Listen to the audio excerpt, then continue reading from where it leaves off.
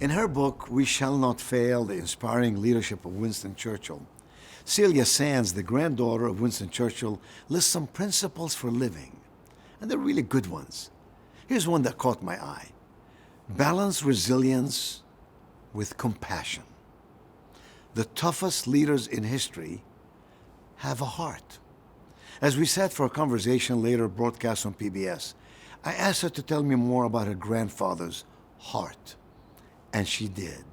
Well, very early on, as a young man in South Africa, when the tide of the Anglo-Boer War was turning towards the British, he advised magnanimity towards the defeated, and the establishment absolutely said, no, we're not going to do that. And it wasn't till the Second World War where this was able to be brought into operation. And so balance his compassion. He had compassion. I mean, he loved all living creatures, whether they were human beings or animals. He loved animals. He couldn't resist having lots of animals around him. Including the pigs. Including the pigs, including the dogs, and he had a butterfly house.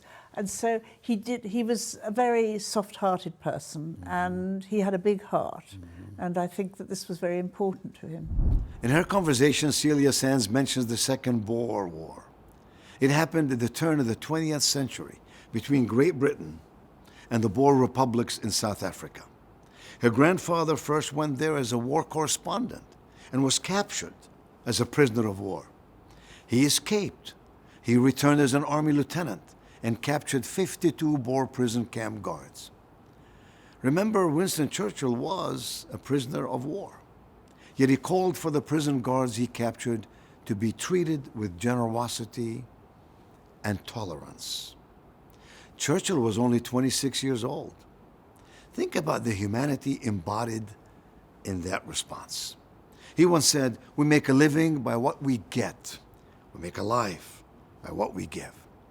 Our value to humanity depends on how much we extend our circle of humanity to include all living things, and how much of ourselves we give to make the world a better place. That, I believe, is valuable indeed. A lesson we can learn from Winston Churchill. A lesson can remain in our mind, heart, and soul as we go about our business, as we work with people, as we build teams, as we seek to inform, involve, and inspire others for a mission that must be focused in a meaningful and an extraordinary way. Live life with kindness and see what happens.